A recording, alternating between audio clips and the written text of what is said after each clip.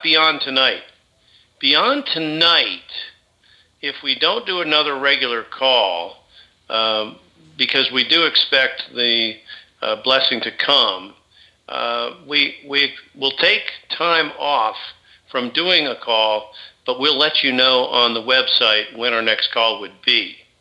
Okay, so stay tuned. If you don't see anything for a little while, try not to forget the BigCall.net.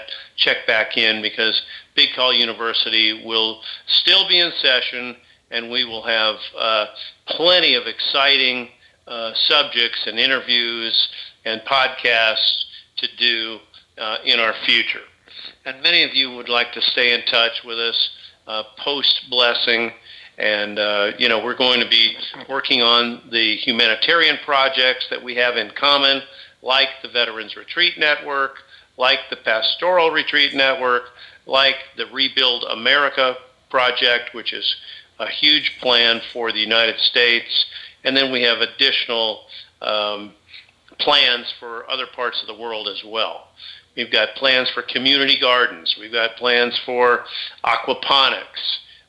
Water treatment facilities, desalination plants, you name it almost. New technology, new building systems, new energy efficient homes, free energy.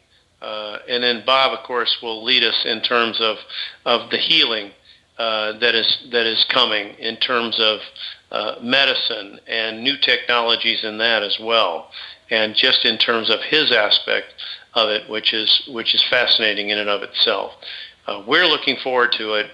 I'm looking forward to taking this thing and going much bigger with it, and obviously doing podcasts that you guys can tune into live or just catch as a link online and we'll listen to it whenever you want. That's a format that we'll be putting together in the next 3 or 4 weeks. We'll probably be doing that, and then we'll let you guys know when we're going to do the next live podcast and how you'll get to it and so on. So we'll keep the BigCall.net website up, so just check back from time to time with us, and you guys will see what we're up to. Now, let's see where we are right now in terms of our intel. What I am hearing right now is interesting about Iraq.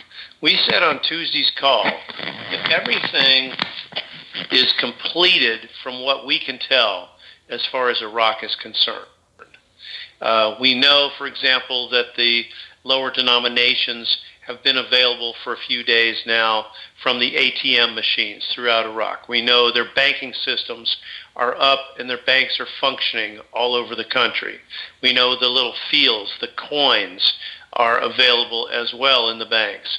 And essentially we know that even though the rates haven't quite settled in on the bank screens here, we know that they have a new rate. We know that they have a currency and they're paying their people in revalued dinar on their key cards, and everything is moving along. We know, for example, that the credit rating of Iraq is going to be going from a B plus to a B plus plus because of the additional amount of oil that Iraq will be able to pump out over the next 90 days with an agreement that was made and signed off on this morning.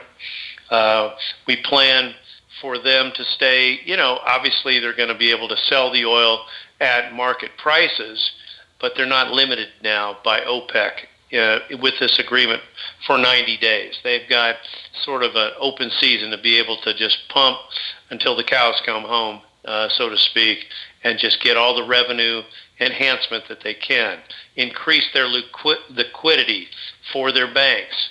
And by so doing, it would also increase the value of the dinar.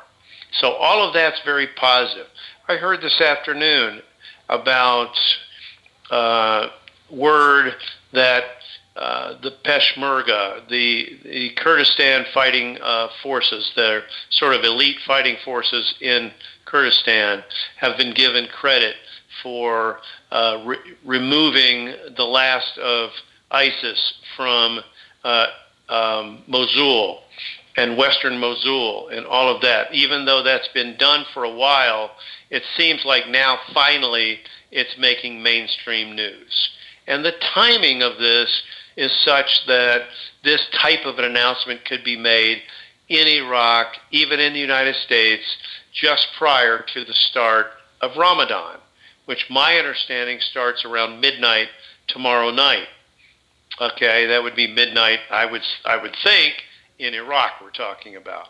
Okay, so that means that they are trying to maybe air some of that positive press about removal of ISIS and the take back of that city of Mosul and the other positive things regarding the sovereignty of Iraq and so on. Whether they get into the new value of the dinar yet or not, I don't know. But I know that they're planning to do some things and announce those types of things prior to Ramadan, which is about a month-long holiday period for them. What about the release of what we're looking for in terms of notification by toll-free numbers to begin our exchanges? My understanding is they intend for us to do this prior to the start of Ramadan. So that's looking very, very good for either late tonight or tomorrow.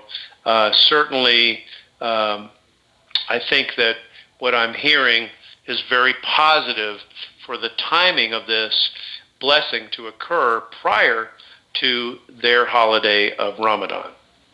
Now, so that tells you a little bit about the proximity of where we are right now.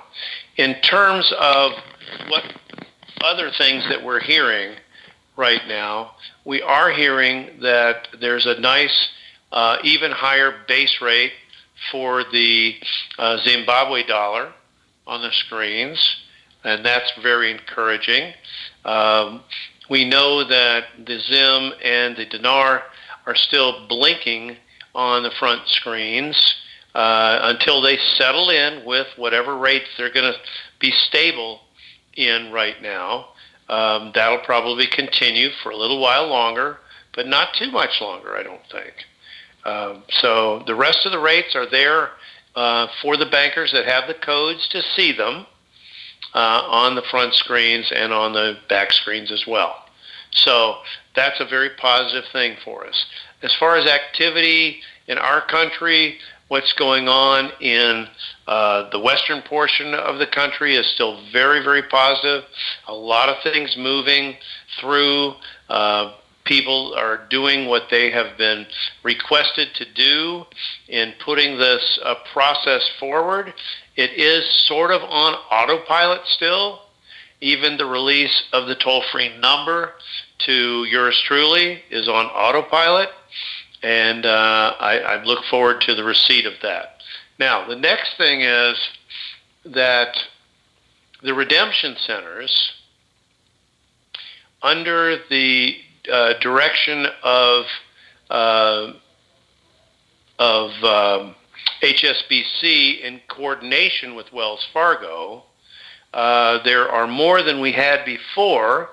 We're over 7,430 plus redemption centers, and we have the staffing in those redemption centers on queue right now.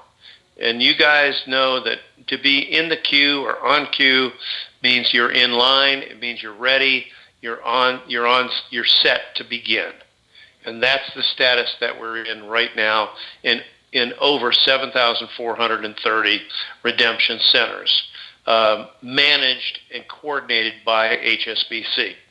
Now, that is a very positive thing, because that means, as far as we can tell right now, that they are set to go through the Memorial Day weekend.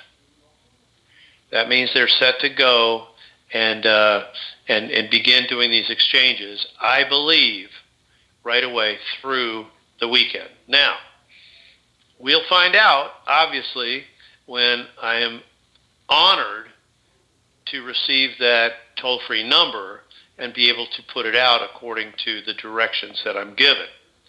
But I feel like people should make their Memorial Day plans as they normally would, but beware that what I'm hearing is that redemption centers are up and running, and the staffs are in queue, and they will be notified. Certain, let's just call it management personnel at each redemption center will be notified late tonight on this possible schedule for the beginning of exchanges to take place. I want everybody to understand that. They'll be notified, the redemption center staff at each center will be notified late tonight about the possibility of a tentative start day and time. Okay? That's all that says. That says exactly what I said. Now, I feel really good about that. I feel like this thing is coming to an end, and I feel, based on all the information that I have, and it includes the fact that tier 1s are complete, tier 2s are complete, and have their money, have access to it now. Tier 3s are wrapping up, should be wrapped up. If they're not already done, they will have access to the bulk of their exchanged funds on Tuesday. I think that there are other groups that are being paid and organized now, and hopefully that will continue, and we will, the auditing process is an ongoing thing between the various tiers, and I believe that is complete and everything is ready to move forward. Now, the tier 2 banks, and there are 107 of these name-branded banks in North America. That's including Canada and the U.S., 107 different name-branded Tier 2 banks. Those guys have been audited. That's complete, and they are ready to go as well for exchanges. And they will do exchanges not related to Zim or dinar, but more toward Dong and Rupiah and maybe Afghani. Okay? So if that is your case, and those are the currencies that you have, you may be steered from the toll-free number to a tier 2 bank near you for your exchange. Okay? If you are a Zim holder and a dinar holder, you'll probably be steered in another direction for your exchange into one of the 7,430 plus exchange centers in North America. Now, if you are outside of the United States and Canada, and you're thinking, well, how do I do my exchange? You should look at, obviously, if you're in Canada, RBC, Royal Bank of Canada.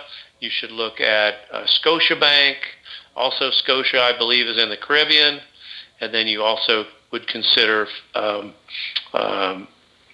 Toronto Dominion Bank as well, TD Bank, Toronto Dominion in Canada. Now, in Central and I hope South America as well, Banco Popular is under the auspices or the umbrella of HSBC. If you have an HSBC bank, obviously that, if you're in an international location, that would be your number one choice to try to contact them for your exchange. If you're outside the United States and Canada and don't have access to the redemption centers here by toll-free number. Okay? If you're in the state of Hawaii or you're on the island of Puerto Rico, you could consider obviously traveling to the mainland of the United States for your exchange, in which case you would use a zip code for the part of the state where you felt like you would want to travel to. If, for example, if you're in Puerto Rico and you want to fly from San Juan to someplace in Florida, for example, which is an easy flight to Miami or to Orlando, you could pick a zip code in Bob's area over near Tampa or in Orlando or somewhere else that would have an exchange redemption center. Okay? So that's sort of the concept. Also, of course, if you're in Hawaii, you could fly to the mainland if you wish. You would have opportunity for exchange in your major banks in Hawaii. And I tell you guys, I don't know if there's an HSBC on Oahu, in Honolulu. I don't know that. Somebody could maybe look that up and find out. But there are banks that you can exchange this currency in Hawaii. On the other hand, if you had the wherewithal to get to the mainland, you might come out a little bit better because you have the ability, as when we start and go as Tier 4 group, as a Tier 4 group called the Internet Group of about 5 million people, you have the ability to negotiate your rates to an extent, okay? I will say this, the rates that I know that are on the screen are extremely good. I don't fault anybody for taking a non-NDA screen rate. It's okay. However, if you're one who is interested in doing a lot of projects, involving yourself in Rebuild America and adopting a city, adopting a town, or adopting a community, you may just need more liquidity. You may need more, and that in which case you could negotiate the rate a little bit higher so that you have a lot of liquidity for more projects. That's all I'm going to do, is try to get a decent rate so that I can do more with what God is blessing us with. Okay? We are considered the chosen ones, the COs, by Redemption Center personnel, and I believe that we are, and I believe that we'll use our currency to effect the best possible exchange so that we can do some very, very positive things for the rest of the world. I'm not worried about myself. I'm not worried about you personally. I think everybody will be just fine in terms of their own money, so to speak, but it's just creating the type of funding that we want to have for all of these projects that will take the bulk of the funds that we expect to receive.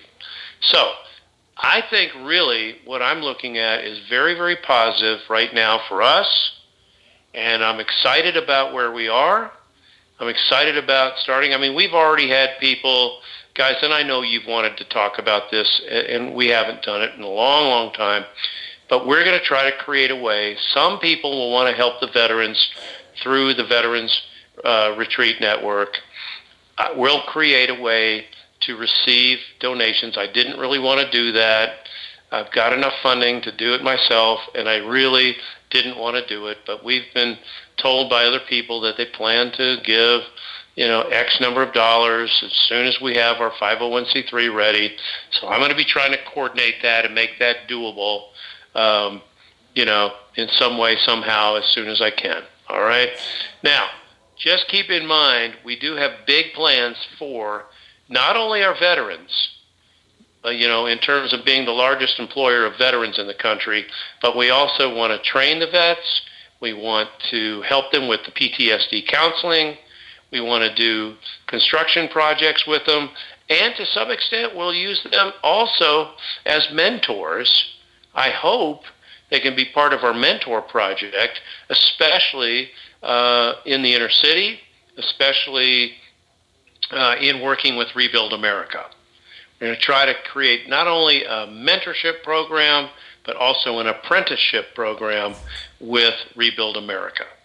And I know that we're going to be partnering with some of the major suppliers, like the Home Depots, like the Lowe's, like Menards in the Northeast, like Sutherland's down south, like all of these other big players. Kohler just comes to mind for kitchen and bath fixtures and so on. There are many more. There are many more. But we will create those partnerships with industry, with manufacturing, to put the very best that we can together for these projects. And I'm looking forward to being able to use the infrastructure bonds that I'm understanding are going to be available for us to invest in the restructure and the rebuilding of America as well, in the infrastructure bonds that we understand are going to be made available. We'll learn more and more about that, and we'll be sure to give you that information as soon as we have it officially. Okay? Just something to keep in mind. Well, let's do this, guys. That's about it right now. We're in great shape. Let's just stay with it, stay positive, stay in faith for it. You are right there at the right time. Now, let's go on.